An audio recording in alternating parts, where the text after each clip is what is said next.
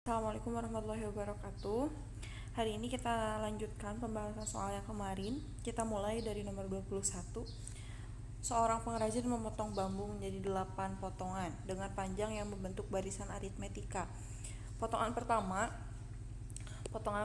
memiliki panjang 200 cm dan setiap potongan berikutnya selalu lebih pendek 20 cm dari potongan sebelumnya. Berapakah selisih panjang antara potongan bambu terpanjang dan potongan bambu terpendek? Berarti di sini kita bisa mengetahui potongan pertama. Nah, potongan pertama itu kan U1 ya. U1 atau awal. U1 atau awalnya itu panjangnya adalah 200 cm.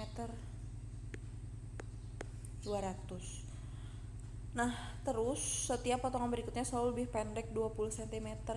Berarti 200, potongan keduanya teh 180 gitu ya, karena dia selalu lebih pendek. Kamu boleh dipapai terus sampai akhir, sampai dapat si potongan ke-8 tuh panjangnya berapa gitu, atau boleh juga pakai rumus yang UN sama dengan A ditambah N-1 dikali B. Kita mau mencari U8 berarti kan ya, karena ditanyanya adalah selisih panjang antara potongan bambu terpanjang dan terpendek. Berarti kan kalau yang terpanjangnya itu dia U1 atau awal. Nah, berarti yang terpendeknya itu dia pasti U8. Nah, U8 berarti U8 itu A-nya ini 200 ditambah N-1, N-nya 8. 8 kurang 1 dikali bedanya itu dia selalu lebih pendek, berarti ini bedanya min 20 gitu, dikali min 20. Berarti 200 ditambah 7 dikali min 20 sama dengan 7 kali min 20 itu kan min 140. Nah, berarti U8 itu panjangnya adalah 60. Nah, sekarang kita tuliskan si U1-nya itu 200, sementara U8-nya itu 60. Berarti dia selisih panjangnya adalah 140. Kita kurangi, berarti jawabannya adalah yang B. Selanjutnya, kalau tadi dan beberapa soal sebelumnya kita bahasnya barisan aritmetika. Nah, sekarang kita bahas barisan geometrik. Pada suatu barisan geometri diketahui suku pertama atau A-nya itu 648, rasionya 1/3. Yang ditanyanya adalah suku keempat. Kalau barisan geometri rumusnya itu UN sama dengan A dikali R pangkat N-1. Pangkat ya itu teh di atas tulisnya. Ketika kita nyari suku keempat, berarti U4 sama dengan A-nya 648 dikali R-nya 1/3 pangkat N-1, N-nya ini 4, berarti pangkat 4 kurang 1. Berarti ini teh jadi 648 dikali 1/3 pangkat 3. Ini jadi 648 dikali 1/3 pangkat 3 itu artinya 1 pangkat 3. 1 pangkat 3 itu 1/3 pangkat 3. 3 pangkat 3 itu 27. Nah, kita tinggal bagi, berarti sekarang 648 dibagi 27. Berapa hasilnya? Hasilnya adalah 24, sehingga jawabannya adalah yang C. Lanjut, ada hubungan antar sudut. Perhatikan gambar di bawah ini. Dua garis sejajar. Nah, garis sejajarnya yang ini ya. Dua garis sejajar dipotong oleh dua garis lainnya sehingga membentuk segitiga di bagian atas. Berdasarkan hubungan sudut tersebut, berapakah besar sudut A? Ini gampang sih. Lihat sudut A itu kan dia sehadap dengan sudut yang ini ya. Berarti kita tinggal nyari si sudut yang ini nih. Nah, sudut yang ini tuh dia akan berpelurus dengan ini. Berarti sudut 98 derajat ditambah sudut A itu hasilnya harus 180 derajat. Berarti si A ini 180 dikurangi 98, hasilnya adalah 82. Berarti jawabannya yang D. Karena kalau di sini nanti takutnya di soal yang yang aslinya nanti hari Senin itu yang ditanyanya C misalkan. Nah, berarti kalau misalkan ditanya yang C, jangan lupa bahwa sudut segitiga itu jumlahnya adalah 180 derajat. Jadi kalau misalkan ditanya yang C, yang A-nya tadi udah ada 82, yang si B-nya juga si B-nya berarti dia 180 kurangi 63 ya. 180 kurangi 63 berapa? 117. Nah, berarti si B ini 117. Oh ya, ini 63 juga sih. Kok susah-susah ya. Nah, berarti si yang ini nih, si sudut yang ini tuh dia 63 karena dia sehadap dengan yang bawah ini. Nah, berarti 82, 63, tinggal yang C-nya berapa? Jadi 180 kurangi 82 kurangi 63 hasilnya berapa gitu ya. Kalau misalkan seandainya ditanyanya yang C. Lanjutnya, ada teorema Pitagoras. Sebuah tiang listrik berdiri tegak di atas tanah datar. Ini tiang listriknya. Diikat dengan kawat penggantung dari puncaknya, ini puncaknya, ke sebuah patok di tanah. Oh, berarti kadia ini patoknya. Jarak antara dasar tiang listrik dengan patok tersebut, ini dasar tiang listrik, jaraknya ke patok itu 9 meter. 9 meter, sedangkan tinggi tiangnya adalah 12 meter. Nah, berarti si ininya 12. Yang ditanyanya adalah panjang kawat, berarti yang ini nih. Nah, yang ini yang ditanyanya. Berarti ini pakai teorema Pitagoras. Ini sisi miring kan yang ditanyanya, berarti C kuadrat sama dengan akar dari nggak usah pakai akar dulu. C kuadrat sama dengan A kuadrat tambah B kuadrat, atau kalian boleh pakai triple Pitagoras ya. Kita nyari C kuadratnya. Misalkan A kuadratnya yang ini, berarti 12 kuadrat ditambah 9 kuadrat. 12 kuadrat itu 144 ditambah 81. 144 tambah 81 itu 225. Ini C kuadrat, berarti kalau mau C doang sama dengan akar dari 225. Hasilnya adalah 15. Oke, jawabannya yang B. Selanjutnya adalah luas dan biaya. Sebuah gedung pertemuan memiliki lantai berbentuk persegi dengan panjangnya 12 meter. Seluruh lantai gedung akan ditutup dengan ubin berukuran 60 x 60. Jika harga satu dusnya itu isinya 4 keping 80.000, maka total biaya yang diperlukan untuk membeli ubin tersebut adalah, nah berarti kita cari dulu si luasnya. Luas gedung ya. Luas gedungnya itu berarti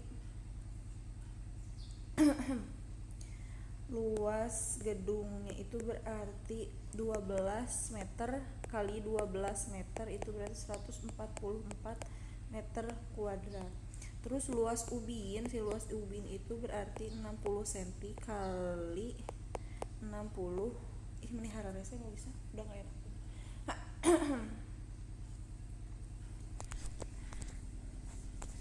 Luas ubin itu berarti 60 cm dikali 60 cm kan. 6 kali 6 3600 cm kuadrat. Ini satu ubinnya. 144 meter kuadrat itu berapa sentimeter kuadrat? 144 berarti tambahin nolnya 4 ya. Tuh 2, 3, 4 cm kuadrat nih dalam centimeter kuadrat. Dibagi 3600 cm kuadrat. Nolnya hapus 2 berarti tinggal 1440 dibagi 36. Tuh hasilnya 40.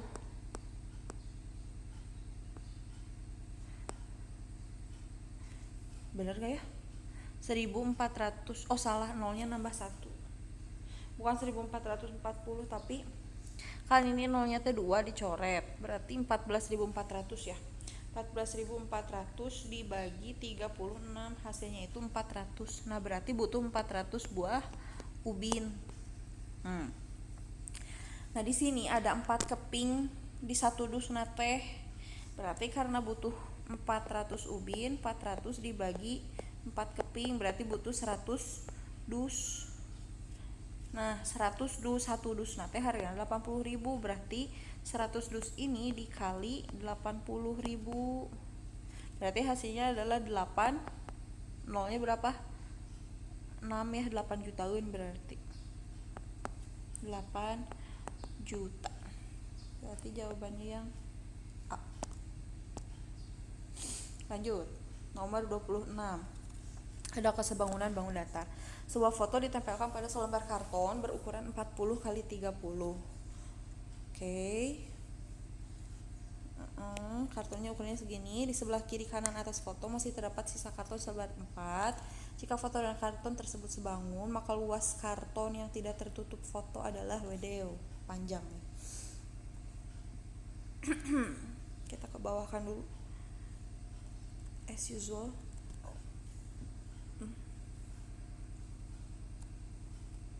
Aduh.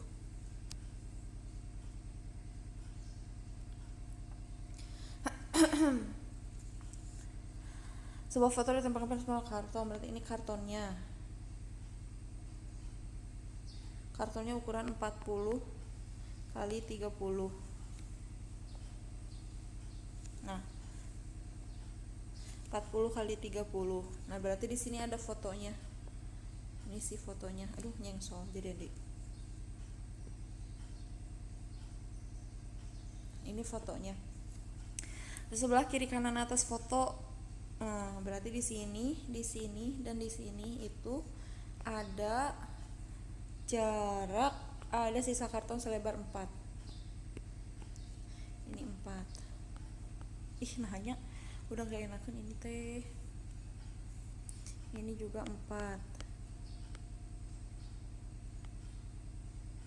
Ini juga 4. Nah, berarti dari sini kita bisa tahu apa ya waktu itu teh rumusnya teh, panjang foto per panjang karton.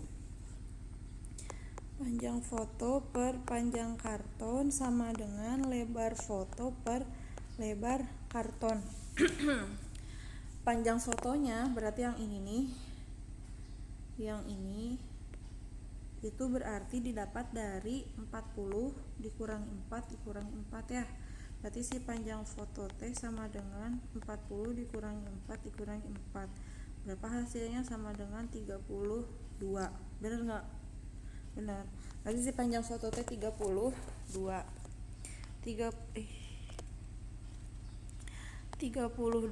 per panjang kartonnya 40 itu akan sama dengan lebar foto. Lebar fotonya kita nggak tahu soalnya di sininya kan nggak tahu ya berapa. Berarti lebar foto per lebar kartonnya itu ini 30. Berarti kita cari dulu si lebar fotonya. Kalau udah nemu yang kayak gini kayak biasa, kita kali silang 40 kali lebar foto sama dengan 32 kali 30. Berarti si lebar fotonya itu sama dengan 32 dikali 30 dibagi 40. Ada yang bisa dibagi? Ada. 30 bagi 40, yang ini jadi 3. Kita bagi 10 berarti ya. Jadi 3, ini jadi 4, 32 bagi 4 ini 8. Berarti kita tinggal ngaliin 8 kali 3 sama dengan 24. Nah, berarti si lebar fotonya itu adalah 24. Yang ditanya ini adalah luas karton yang tidak tertutup foto. Berarti kalau mau nyari luas karton yang tidak tertutup foto berarti luas luar ya. Luas bingkai berarti kalau mau nyari luas bingkai, berarti bingkainya, luas bingkai itu berarti luas karton L nya L gede, ini salah nulis, ini juga salah. Luas bingkai itu berarti luas karton dikurangi luas foto. Berarti ini panjang kali lebar kan, panjang karton dikali lebar karton dikurangi panjang foto dikali lebar foto. Panjang kartonnya tadi 40, berarti jadi 40 dikali 30 dikurangi panjang fotonya 32 dikali 24, gitu kan. 40 kali 30 itu berapa? 1200 dikurangi 32 kali 24. Sok hitung sabaraha 32, ketahuan pakai kalkulator. 32 kali 24 768. Nah berarti 1200 dikurangi 76, bener gak barusan teh? 32 kali 24 768. 1200 dikurangi 768 hasilnya adalah 432 cm kuadrat. 432 ada gak jawabannya? Ada. Jawabannya yang C.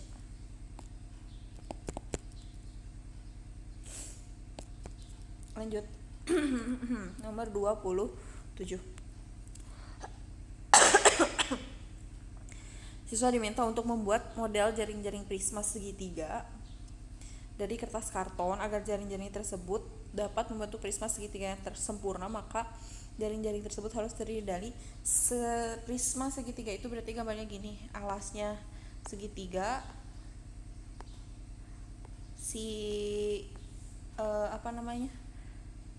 tutupnya juga segitiga. Harus ada 3 segitiga cenah? Enggak, 2 segitiga, ya ini 2 segitiga ya, terus 3 persegi panjang. Nah ini jawabannya, dia bidang tegaknya tuh persegi panjang kan ya. Nih ini yang depan, yang pinggir sama yang pinggir. Ini jawabannya. Terus nomor 28. Pencerminan sebuah segitiga PQR memiliki titik koordinat P-nya ini, Q-nya ini, R-nya ini. Segitiga tersebut dicerminkan terhadap garis Y sama dengan X. Kalau garis Y sama dengan X berarti kan si ini ada titik awal ya, P A, B, salah. Ada P segitiga PQR berarti P-nya di 2,5,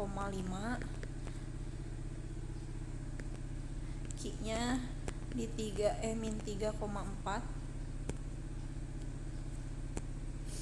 Q-nya di min 3,4, terus R-nya di 1,2. Dicerminkan terhadap garis Y sama dengan X. Nah kalau garis Y sama dengan X, nanti hasil pencerminannya itu akan menjadi Y, X. Berarti kita tinggal dibalikinnya, berarti si P aksennya itu yang ditanyainnya cuman P doang, berarti si P aksennya itu adalah Y, X. Ini Y-nya, ini X-nya, berarti 5,2. Berarti jawabannya yang C. Ada translasi sekarang. Persegi ABCD, ini A aksen, B aksen, C aksen. Berarti ini sudah translasi ya. Dengan koordinat ini merupakan bayangan hasil translasi dari persegi panjang ABCD dengan koordinat titik nih. Nah, translasi yang dilakukan adalah sejauh titik. Nah, berarti ini teh misalnya ya untuk A. A itu kan awalnya min 1,5. Dia ditranslasi. Tapi si translasinya kita nggak tahu dengan berapa gitu. Nah, hasilnya tuh ini di sini. Awalnya min 1,5 dia jadi 2,3 gitu. Berarti kayak gimana nih? Berarti min 1 ditambah X itu sama dengan bukan tambah X, tambah A. Min 1, nah di sini translasinya sejauh A, B. Nah, kita mau nyari si A sama B-nya ini gitu berapa. Berarti min 1 ditambah A, min 1 ditambah A. Kita bedain warnanya biar kelihatan. Kelebihan. Min 1 ditambah A, min 1 ditambah A itu hasilnya 2 sama dengan 2. Terus ini 5 ditambah B, hasilnya itu 3. Nah berarti A nya berapa nih? Berarti A nya itu sama dengan 2 ditambah 1 sama dengan 3. Terus yang ini B-nya itu sama dengan 3 min 5 sama dengan min 2. Nah, berarti ini transaksi ini 3 min 2. Berarti jawabannya yang A. Nomor 30. Sebuah lapangan upacara berbentuk persegi panjang dengan ukuran panjang 30 dan lebar 20. Di tengah lapangan tersebut terdapat sebuah area berbentuk lingkaran dengan jari-jari 7 yang akan dipasang paving block. Sisa area lapangan lainnya akan ditanami rumput Jepang. Selisih antara luas area yang ditanami rumput dan area yang dipasang paving block adalah titik-titik. Wah, lumayan. Berarti ini gambarnya kayak gini. Ada lapang upacara, bentuknya persegi panjang, di tengahnya ada lingkaran. Yang ini panjangnya 30, lebarnya 20, ini jari-jarinya 7. Angka 7-nya ya teteh pokoknya. Nah, terus berarti selisih antara luas yang area yang ditanami rumput dan area yang dipasang paving block. Nah, ini teh rumput ya. Nah, ini teh rumput gitu. Nah, kita akan mencari yang ini kan yang ditanami rumput. Yang lingkaran itu kan yang dipasang paving block ya. Nah, berarti kita harus nyari selisih antara yang hijau ini sama yang si paving block abu misalkan. Nah, berarti kita mau nyari selisih antara yang hijau sama yang abu-abu gitu. Berarti kita cari dulu si luas lapang. Luas lapangan itu berarti panjang kali lebar kan? Panjang kali lebar berarti 30 dikali 20 hasilnya 600 meter kuadrat. Terus sekarang si luas lingkarannya atau luas paving itu berarti pi r kuadrat. Pi nya 22/7 dikali 7 dikali 7 bagi 7. 22 kali 7 itu 154. Nah, ini baru luas paving sama luas lapang. Untuk luas rumputnya berarti kan kita tinggal kurang ya. Si luas lapangan ini dikurangi sama luas yang paving block itu baru luas rumput. Nah, berarti ini 600 kurangi 154. Berarti si luas rumputnya itu adalah si 600 dikurangi 154, hasilnya adalah 446. Nah, si rumputnya itu 446, si paving blocknya itu 154. Nah, ditanyanya itu, jadi jangan jawab si 446, soalnya kalau 446 itu luas rumput, sementara yang tanyanya adalah selisih antara luas rumput sama luas paving. Berarti selisihnya itu 446 dikurangi 154 gitu. Hasilnya adalah 292. Selanjutnya, luas trapesium dan biaya renovasi. Diketahui panjang sisi miringnya adalah 10 meter, panjang sisi sejajar bagian atasnya adalah 12 dan proyeksi alasnya jarak dari sudut 6. Di bagian tengah halaman tersebut terdapat jalan setapak berbatu dengan lebar 2 meter yang memotong dari atas ke bawah secara tegak lurus. Jalan tersebut akan diperbaiki dengan biaya 500.000 per meter persegi. Kumaha itu teu ngarti. Gambarnya kumaha, ini kita coba dulu ya, kalau nggak bisa ya udah kita lewat. Ada trapesium. Anggap trapesiumnya berarti sama kaki. Ini dia panjang sisi miringnya 10, terus panjang sisi sejajar bagian atas adalah berarti ini 12, terus jarak dari sudut alas ke garis tinggi. Gimana ini 6 meter. Di bagian tengah halaman tersebut terdapat jalan setapak berbatu dengan lebar 2 meter. Di bagian tengah berarti di dia. Ini lebarnya 2. Ini kita tuh mau nyari apa sih ini sebenarnya? Pusing. Nah, ini tuh lebarnya 2. Terus yang memotong dari sebuah secara tegak lurus, jalan tersebut akan diperbaiki dengan biaya 500.000.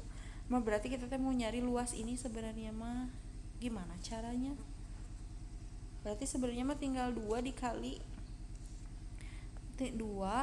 ini nih, 2 dikali si tingginya berarti, nah itu teh berapa? Nggak tahu, tingginya berapa? Kalau tingginya misalkan 6, hari ini maksud dari ini apa ya? Ini nih, proyeksi alas. Jarak dari sudut alas ke garis tinggi adalah 6 meter. Nah, misalkan 2 dikali 6 berarti 12 kali 5, 6 juta. Ada nggak? Aduh, nggak ada. Berarti bukan itu jawabannya. Ketahulah ini kumaha aneh. Ini nih nggak ngerti dengan kata-kata proyeksi alas yang dikuningin tuh saya nggak ngerti ya. Udah ini kita lewat aja. Tapi kalau misalkan kamu ya intinya kamu tuh mencari luas ini gitu. Terus nomor 32 ada volume bank ruang sisi lengkung. Sebuah wadah berbentuk tabung dengan diameter 20 cm dan tinggi 40 berisi air. Diameternya 20, tingginya 40, berisi air setinggi tingginya 30. Sebuah bola logam pejal dimasukkan ke dalam wadah tersebut hingga tenggelam sepenuhnya, sehingga permukaan air dalam tabung naik 4,5 cm. Hedeh, kumaha ini? Jari-jari bola logam tersebut adalah, wah ini lumayan nih, rada liar. Berarti kita nyari dulu apa ya, volume gitu. Kebayang gak sih ini tuh gambarnya tuh kayak gini nih. Ada tabung, ini tuh diameternya 20, tingginya itu 40. Oh ya, si tinggi tabungnya itu 40. Ada airnya itu setingginya tuh cuma 30 cm. Nah, kita memasukkan bola, ada bola logam pejal diasupkeun ka dieu dijebur. Nah, si tingginya itu dia naik dari awalnya 30, naik nih. Kok abu-abu sih, gak enakan. Naik yang awalnya 30 itu jadi segini misalkan. Naiknya sejauh 4,5 berarti jadi 34,5 gitu. Nah, berarti dari sini kita bisa tahu sih volume bola logam itu. Itu berarti ada luas 1, ada luas 2 di sini. Luas awal dikurangi luas A dikurangi luas B. Luas A itu yang tingginya 30, si airnya luas B itu yang tingginya 34,5. Nah, itu tuh akan sama dengan volume, volume ya maksudnya salah. Volume itu. Volume awal dikurangi volume yang B itu dia hasilnya adalah merupakan volume bola. Jangan B tuh ya, B-nya bisa bola. Berarti ini volume awal dikurangi volume 1 atuh ya. Ya Allah. Volume 1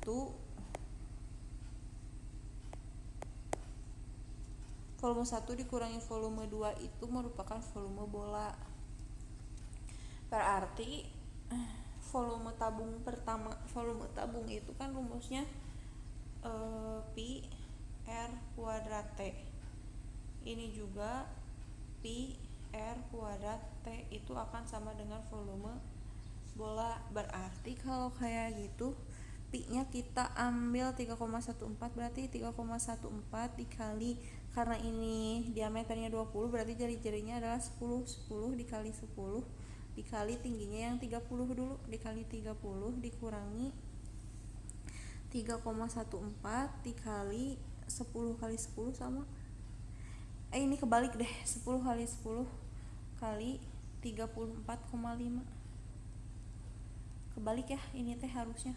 Jadi si volume bola itu harusnya ini kebalik, harusnya volume 2 dikurangi volume 1 dibalik jadinya. Berarti kita hitung tuh 3,14 kali 10 kali 10 itu berarti 314 kali 30, 314 kali 30 itu hasilnya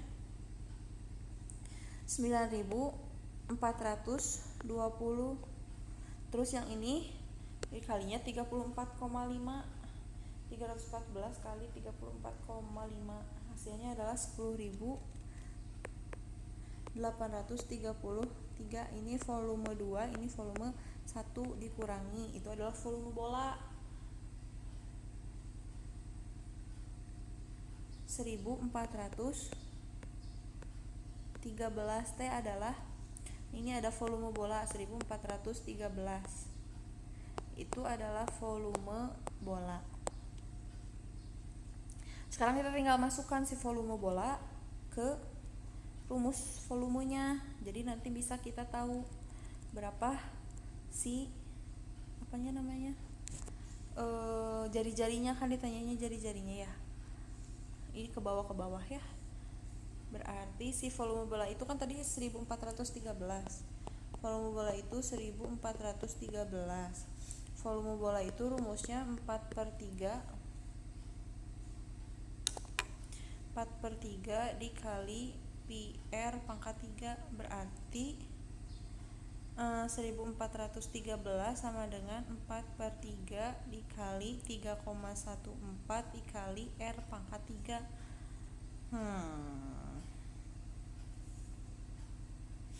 Ini aljabarnya tuh menjadi, kalau mau nyari R pangkat 3 berarti ya, perhatiin ya, kalau mau nyari R pangkat 3 berarti si 3 ini kita kalikan dengan 1413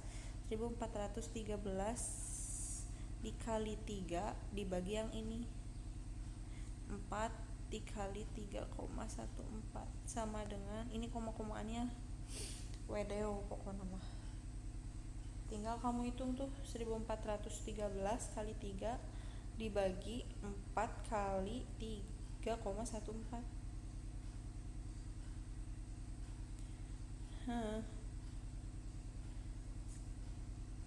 Hasilnya adalah 337,5.